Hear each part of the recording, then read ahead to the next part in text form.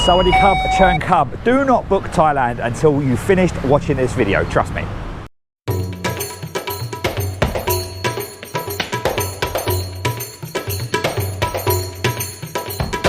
Welcome back to the channel. If this is your first time here, make sure you hit that subscription button, that like button and the bell notification so you don't miss any future videos. If you love Thailand as much as everybody else does that is subscribed to this channel, it also helps out with the algorithm. So yeah, I would really appreciate if you do push that button, guys. So if you've clicked on this video, guys, you've obviously got some sort of thought in your head about coming to Thailand now that Thailand is opening up. So what I wanted to do today was give you lot a rundown of the pros and the cons of why you should and shouldn't come to Thailand. I want to give you both sides of the spectrum. So first of all, we're going to start off with the negative stuff. Now, I'm quite a positive person, but I do want to be realistic. You just have to be realistic in the current times that we're living through here in 2021. It isn't all sunshine and rainbows at the moment. You know, things can change very, very quickly. So first thing I want to talk about is if when you arrive to Thailand, you need to book 1 night's quarantine at your first sort of stop. So if you're stopping in Bangkok or stopping in Pattaya, etc., they'll give you a C-word test on your first day. Now, if you test positive, that's a problem.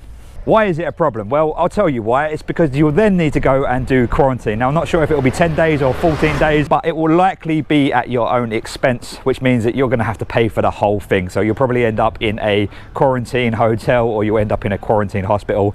Some of those places are really not that nice, but you know, if you're only planning to come here for 3 or 4 weeks and 2 of those are spent in hospital, it's not great. I'm going down such a small street here. I'm definitely going to get run over at some point. Yep, definitely. See, I told you you're going to get run over. Just cars coming from everywhere. Oh. There is no road safety in Thailand. So it's a problem for 2 reasons, right? 1, you've got to pay for that yourself. And 2, you could possibly spend some of your holiday in a hotel where you don't want to be, bored senseless in a room. Now, I did that January at the start of this year for 14 days. I stayed in a nice hotel. I don't know if you're going to get the choice of the hotel you're going to stay at if you test positive, but I really wouldn't recommend it. It was probably 2 of the worst weeks of my life. Like, not being privileged, but it was so boring. Now again, these are the negative side of things, all right? So there is a positive spin on that. The likelihood is if you've had a test before you come out here, and when you get here, you're very likely to still test negative. But just bear that one in mind. It is proper hot today. Absolutely sweating my backside off. So the next one I want to talk about is insurance. Now, this isn't a negative spin on the fact that you need to take insurance. That may be a negative for some of you, but you would be stupid to come to a country so far away from home without travel insurance anyway. But what I want to talk about with travel insurance is that make sure you get the right travel insurance, okay? Don't just take your travel insurance out for the sake of taking travel insurance out. Make sure you take a travel insurance out that's going to pay out if you have a problem. So like, for example, if you have underlying health conditions, make sure you tell that travel insurance company about those so that if in the unlikely event something happened over here, they still pay out. Now, I can tell you from first-hand experience from something that recently happened to me, I didn't even lie to the company. You know, I didn't have any underlying issues. I literally had 2 health problems happen at the same time, and because it happened within a certain amount of days from taking that policy out, my insurance company didn't pay out, and I just had to pay out nearly 200,000 baht just to have those problems sorted. And to be honest with you, one of them is not even fully sorted at the moment. It's an ongoing thing. So, you know, my advice on the insurance is do not skimp on the insurance. Make sure you take out one that is actually going to help you if you do have an issue here in Thailand. What I'll actually do, guys, is I actually put some links down in the description below of some insurance companies that I've done some investigation on recently after my problems. So yeah, you can go and check those out and hopefully they can help you out. So the last negative, and I promised we will get onto some positives in just a minute, but the last negative is about how quickly things can change out here. Now, just before I go on to that, I don't really know what has happened over here. I think that once was some buildings is no longer.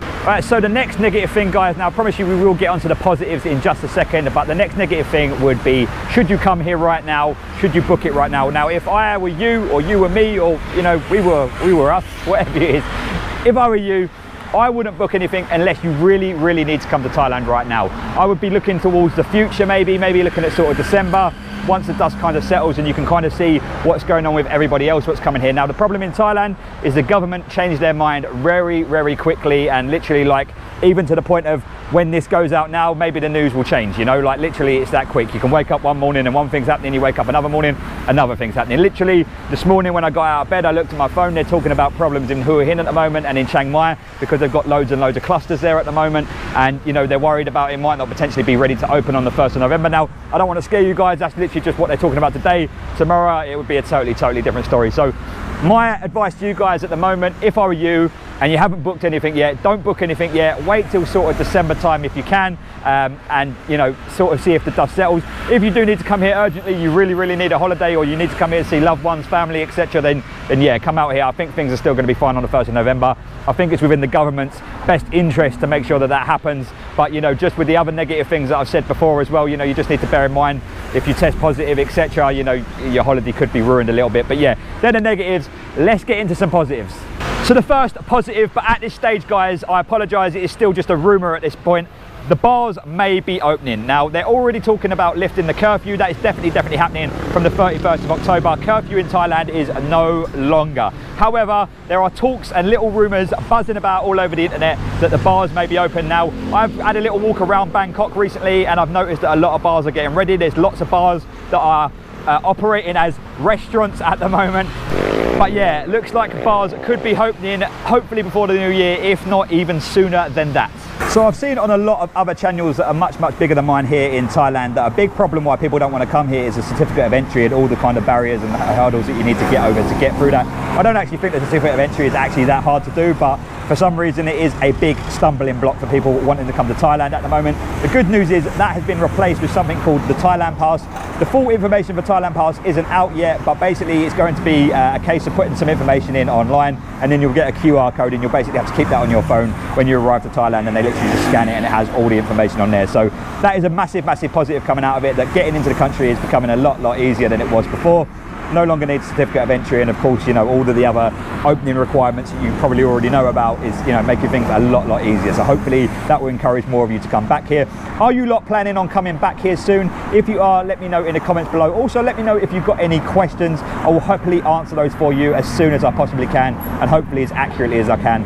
So Thailand isn't the same as it once was. It isn't as you remember it back in the day. Of course it isn't. We're going through a pandemic at the moment, and of course, you know, things are a lot different to how you remember it. You know, last time you were here, you didn't have to wear these things. You know, these days you have to walk around like this all the time. You also have to wash your hands everywhere you go. I mean, that's kind of good practice anyway. You should be doing that anyway. But yeah, Thailand isn't the same. But I personally think at the moment it's better. Now, hear me out on this. The first reason it's better at the moment is because the Thai bar is so good at the moment. Back when I was here last year, which would be about the same time that any of you guys could have actually possibly been here before things kicked off really badly, the Thai bar was only 40 to the pound. Right now, as of this morning, it was about 45.50, and it hovers between 45.50 and up to 46 baht to the pan.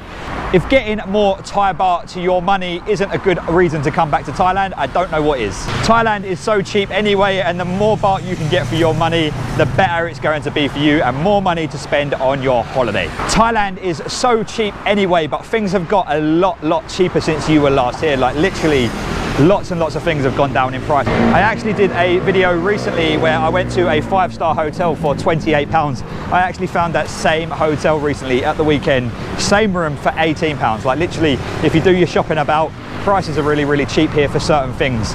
That goes on to my next thing. My advice would be to do some shopping around on the hotels before you book them. I probably wouldn't even book loads, only book the ones that you need for your requirements, and then you can cancel them after.